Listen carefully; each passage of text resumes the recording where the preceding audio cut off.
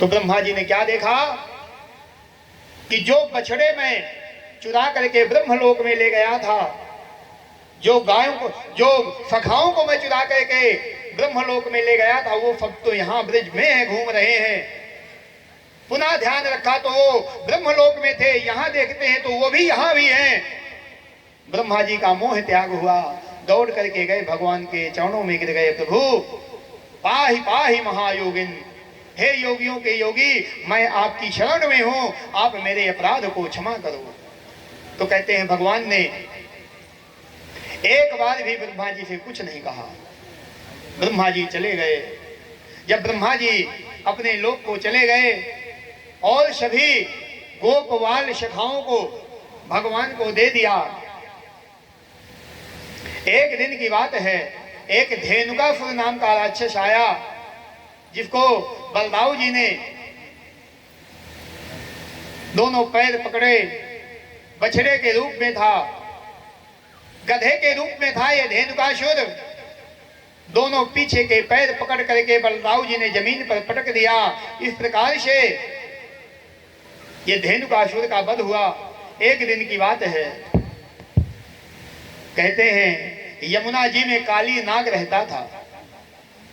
ये यमुना जी जो वृंदावन में यमुना जी बह रही हैं, वहां पर एक काली घाट है,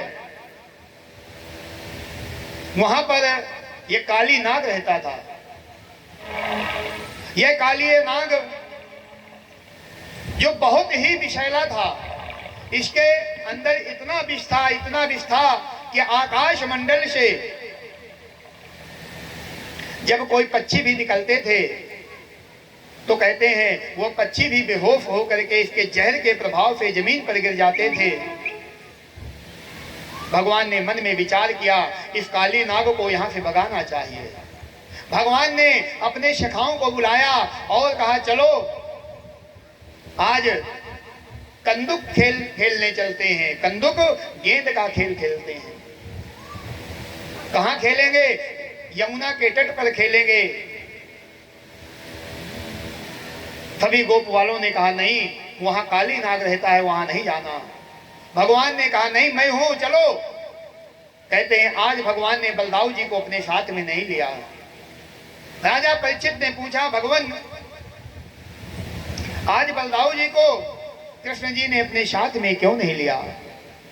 सुखदेव स्वामी कहते हैं, हे राजन, विलोक दूषिताम कृष्णा कृष्णा कृष्णा हिना विभो अतस्या विशुद्धि मन्निच्छन् शर्पाम तमुदवाशयत। कहते हैं जो सर्प है, सर्प में विष है, और यह सर्प कौन है? कहते हैं नागवंशी है। और बलदाऊ जी कौन है? बलदाऊ जी शेष नाग के अवतार हैं। इसलिए बलदाऊ जी को कृष्ण जी आज लेकर के यमुना तट पर नहीं गए। यमुना तट पर जब गए, कालीदह में, कालीदह के किनारे गेंद खेलने लगे। मधुमंगल की गेंद थी। मधुमंगल ने कहा खेल बहुत सावधानी से होगा, मेरी गेंद यमुना के जल में नहीं जानी चाहिए। भगवान ने कहा नहीं जाएगी। और भगवान ने खेलते खेलते, भगवान की तो वो इच्छा ही थी, भगवान ने वो गेंद को उठाया और यमुना में फेंक दिया। जब यमुना में फेंक दिया का मधुमंगल मचल गया, मुझे मेरी ही गेंद चाहिए। कन्हैया ने कहा अरे मधुमंगल तू दूसरी गेंद ले ले। मधुमंगल कहता नहीं, मुझे अपनी ही गेंद चाहिए। बारंबार समझाने पर भी जब मधुमंगल नहीं माना, भगवान कृष्ण ने कहा अगर तुम नहीं मानोगे तो मैं यमुना जी में कूद जाऊंगा। मधुमंगल कहता है अरे तुम बड़ी बड़ी बातें बनाते हो, तुमको कहीं नहीं कूदना। कहते हैं भगवान दौड़ करके गए और कदम्ब के वृक्ष पर चढ़ गए। जब कदम्ब के वृक्ष पर चढ़ गए, भगवान ने कहा नहीं मानोगे तो मैं कूद जाऊंगा। मधुमंगल कहता कन्हैया हमें हमारी गेंद नहीं चाहिए, तुम नीचे आ जाओ। लेकिन भगवान नीचे नहीं आए। भगवान ने जोर से छलांग लगाई और यमुना जी में कूद गए। जब यमुना जी में कूद गए गेंद को ढूंढते हुए जल में नीचे गए तो कहते हैं काली नाग के 1000 फन थे। उस समय काली नाग सो रहा था। काली नाग की 1000 पत्नियां थी। उन पत्नियों ने जब भगवान कृष्ण को देखा, देख करके कहती हैं कितना सुंदर बालक है। अरे बालक तू यहाँ क्यों आया है? अगर हमारे पति जग जाएंगे तो तुम्हारी मृत्यु निश्चित है, यहाँ से लौट जाओ। भगवान कहते हैं मैं तुम्हारे पति को जगाने ही आया हूं। जब नाग पत्नियों की ओर भगवान की वार्तालाप हो रही थी, उसी समय काली नाग जग गया और जगते ही क्रोधित हुआ। भगवान को अपने पूंछ से बांध लिया। जब भगवान को अपनी पूंछ से बांध लिया, भगवान ने अपने शरीर को फुलाना प्रारंभ किया। जब भगवान ने अपने शरीर को फुलाना प्रारंभ किया तो काली नाग की जो पकड़ थी धीरे धीरे ढीली पड़ गई और भगवान ने गेंद उठाई। गेंद के उठाने के पश्चात एक जोर की छलांग लगाई और काली नाग के सर पर जाकर के बैठ गए। काली नाग के सर पर जब पहुंच गए तो काली नाग जिस फन को उठाता था भगवान उसी में पद का प्रहार करते थे। पद का प्रहार करते थे। कहते हैं रक्त रंजित हो गया, घाव हो गए काली नाग के सर पर। नाग पत्नियों ने प्रार्थना की, हे प्रभु हमारे अपराध को क्षमा करो। काली नाग कहता है, हे प्रभु मेरा कोई दोष नहीं है।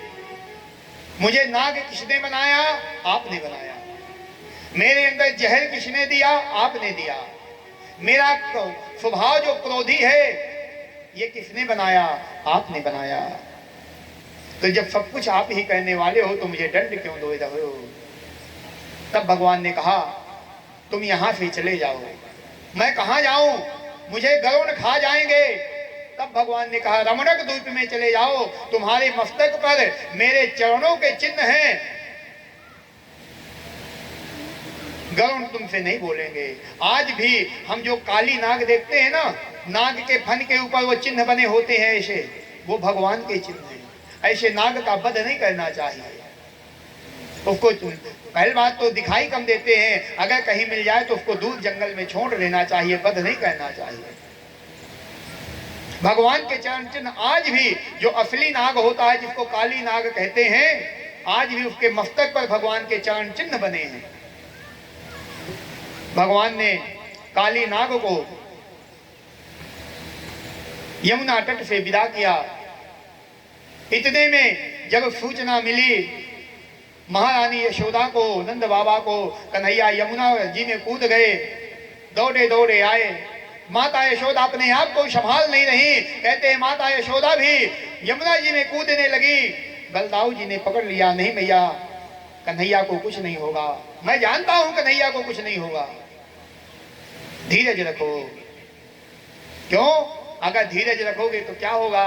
भगवान की प्राप्ति होगी। नहीं तो वही बात है कि धीरज धरो तल लगी हो पारा, नहीं तो बूढ़ा ही सब परिवारा। धीरज रखो मैया। जब मैया धीरज धीरज कहने लगे, मैया को भगवान जल से निकल करके बाहर आए। माता नंद रानी ने कन्हैया को अपने हृदय से लगा लिया। कन्हैया तू ऐसे काम क्यों करता है?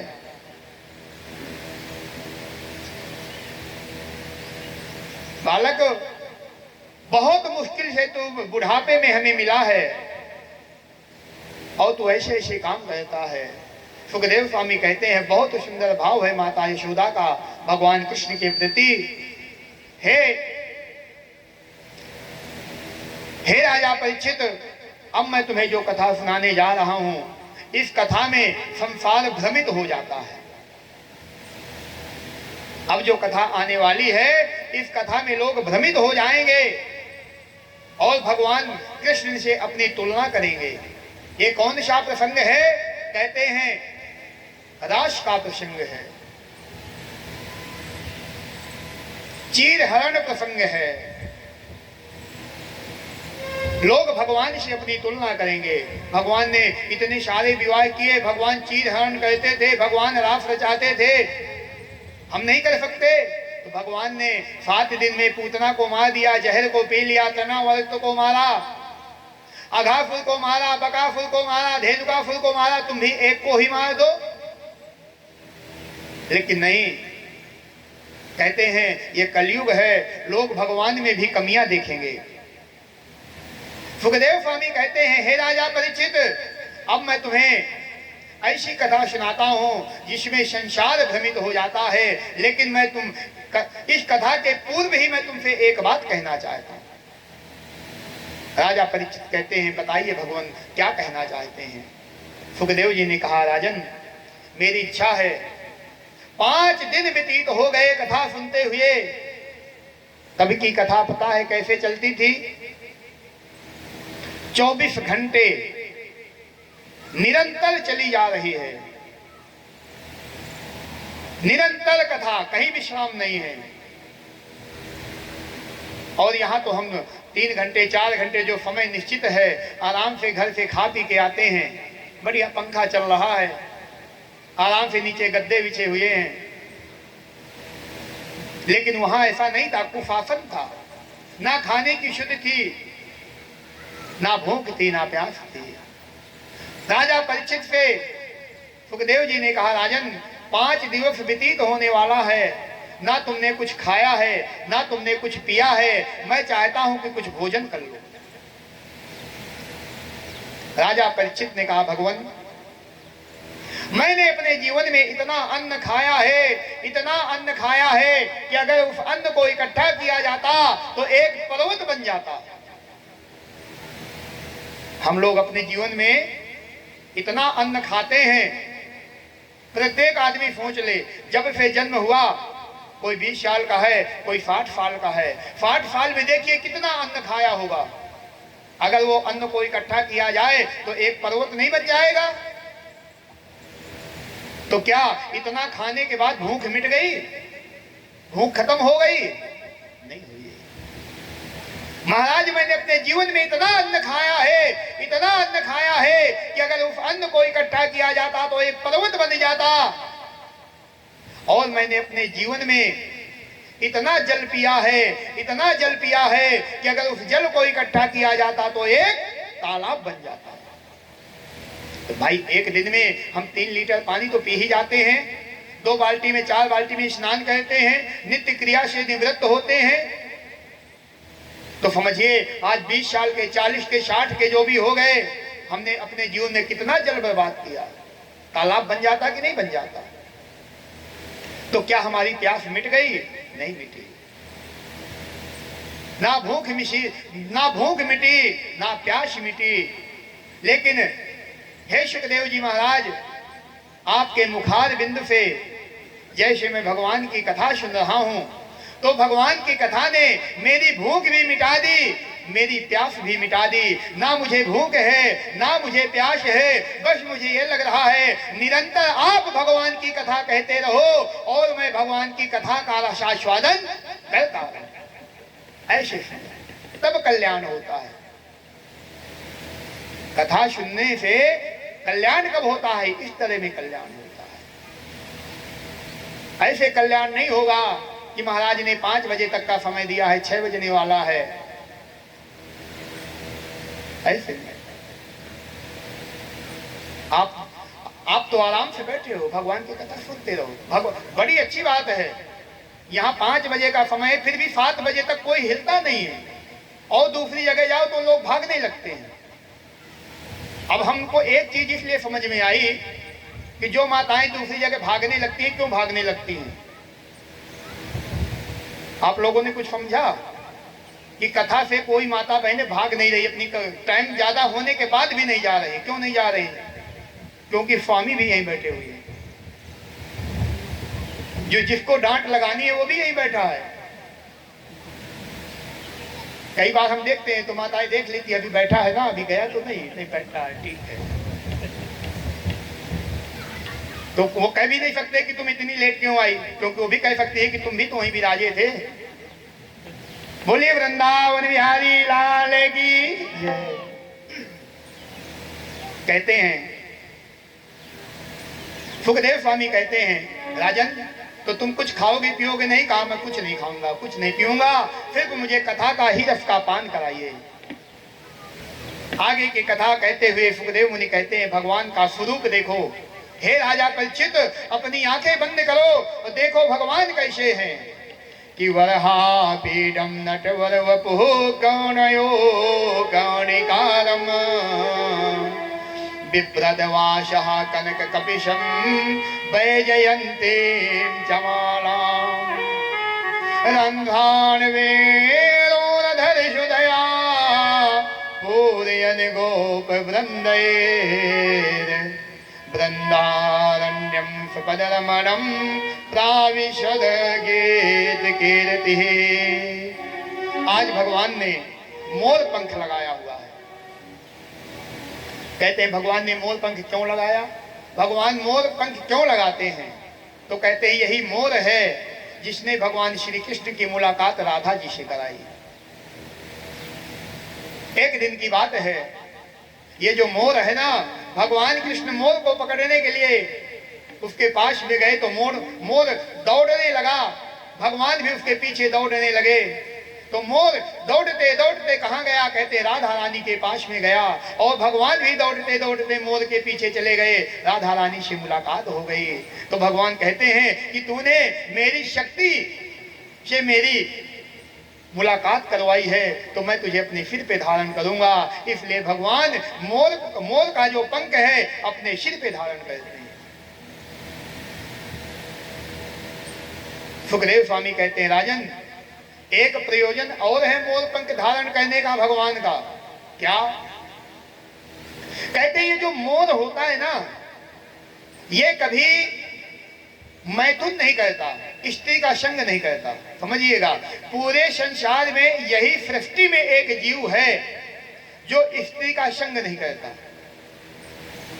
संसर्ग नहीं करता। और जब मोर नाचता है ना तो कहते हैं जब मोर बहुत नाचता है तो उसकी आंखों से जो बूंदें निकलती हैं उन बूंदों को मोरनी पी जाती है और वह गर्भवती हो जाती है। यानी भगवान कहते हैं योगक्षेमम हम, जिस प्रकार से यह मोर योगी है, मोर में काम वासना नहीं है, उसी प्रकार से मैं भी योगी हूं, मुझ में भी काम वासना नहीं है। अनन्याश्च चिन्तयन्तो मामे जनाः पर्युपासते तेषां नित्याभियुक्तानां योगक्षेमं वहाम्यहम्। भगवान ने बहुत सुंदर स्वरूप भगवान का, भगवान ने मोर पंख धारण किया और मोर पंख धारण करने के बाद कहते हैं भगवान की आंखों में माता यशोदा ने बहुत सुंदर काजल लगाया। हमारी माताएं है ना, जो छोटा छोटा बालक होता है उसकी नजर ना लग जाए इसलिए माथे पे चंद्रमा बना देती हैं, कहीं कहीं कान में भी काजल लगा देती हैं, क्यों? नजर ना लग जाए। कहते हैं वैजयंती माला पहने हुए हैं, भगवान के जो अधर हैं कितने सुंदर हैं। कहते हैं कमल की पंखुड़ी के समान भगवान के अधर हैं। भगवान के नेत्र कैसे हैं? कहते हैं भगवान के नेत्र ऐसे हैं कि हिरण भी भगवान के नेत्र को देख करके लजा जाए। हजारों काम देव जो भगवान के स्वरूप को देख करके मोहित हो जाएं, ऐसे भगवान का स्वरूप है। और आज भगवान बहुत सुंदर काली सी कमली डाल करके कहते हैं आज यमुना के किनारे भगवान बैठे हुए हैं। सभी गोपिकाएं जब देखती हैं इन गोविंद को, कितना सुंदर है, अरे कन्हैया तू कितना सुंदर है रे, हमारे पास में तो आ, हमारे साथ नाच, हमारे साथ गा। और आज तूने जो सुंदर सी काली कमली डाल रखी है कितनी सुंदर लग रही है, कितनी मनमोहक है, और एक भक्त का कितना सुंदर भाव है। कहते हैं कि काले कमली वाला मेरा यार है अब मेरे मन का मोहन तो दिलदार है। काले कमली वाला मेरा यार है।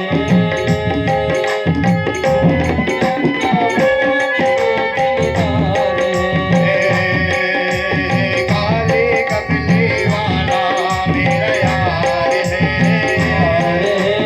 मेरे मन का मोहन तो दिलदार है। काली कमली वाला मेरा यार है। मेरे मन का मोहन तू दिलदार है। मेरा यार है, मेरा दिलदार है। तू मेरा यार है, मेरा दिलदार है। मेरा यार है, मेरा दिलदार है। तू मेरा यार है, मेरा दिलदार है। ओए ओए काले कमली वाला मेरा यार है। मेरे मन का मोहन तो दिलदार है।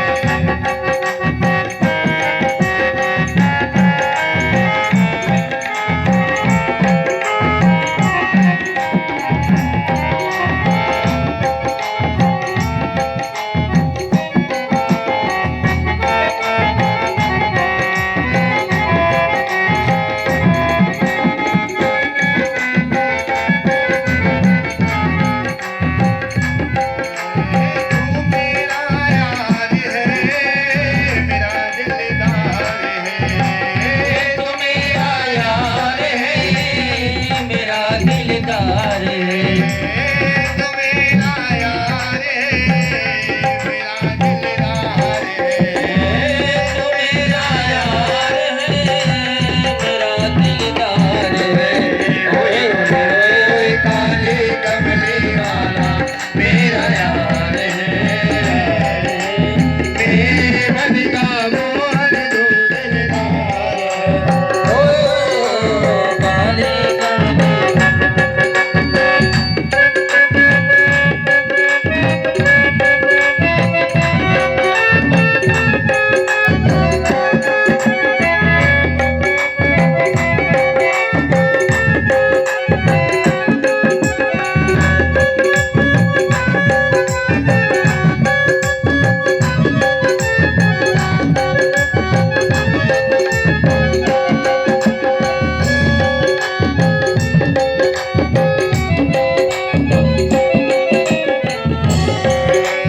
मनमोहन मैं तेरा दीवाना, गाँव बस अब यही तराना। मनमोहन मैं तेरा दीवाना, गाँव बस अब यही तराना।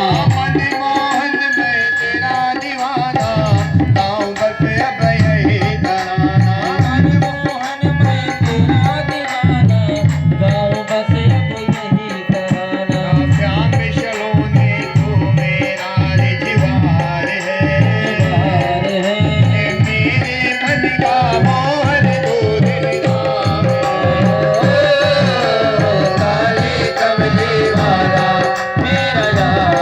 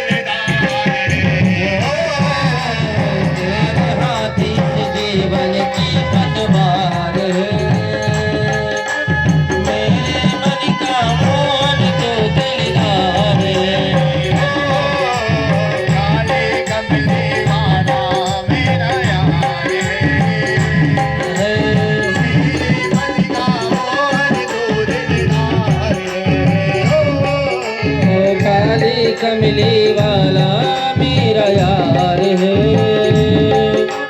मेरे मन का मोहन तो दिलदार है।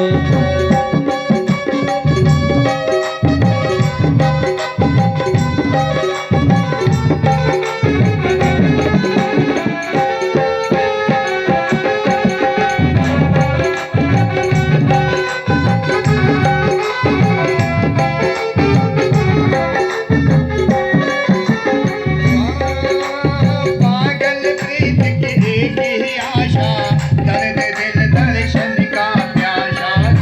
दिल दर्शन का प्यासा, पागल प्रीत की एक ही आशा, दर्द दिल दर्शन का प्यासा, दर्द दिल दर्शन दर्शन का प्यासा। तेरे हर वादे पे मुझे एतबार है।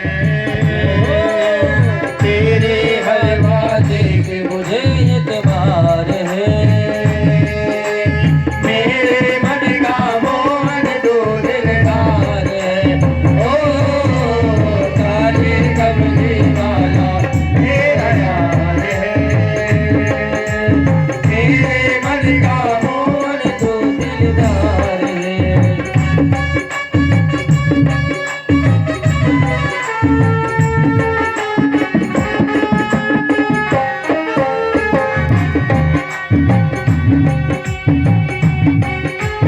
सभी लोग प्रेम में तालियां बजाते हुए।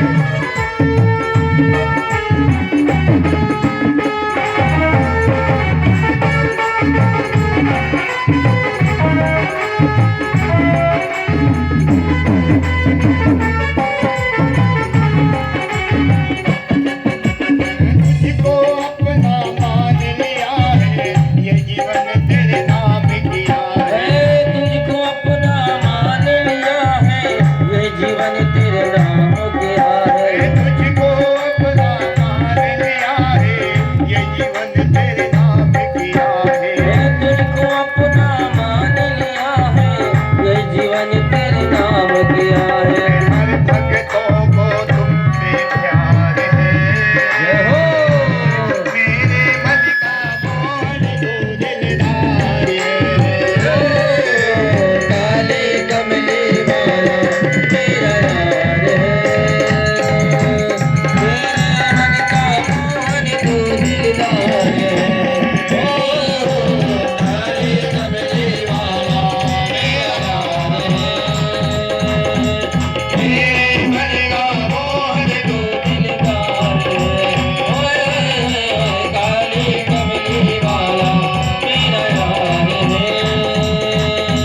मेरे मन का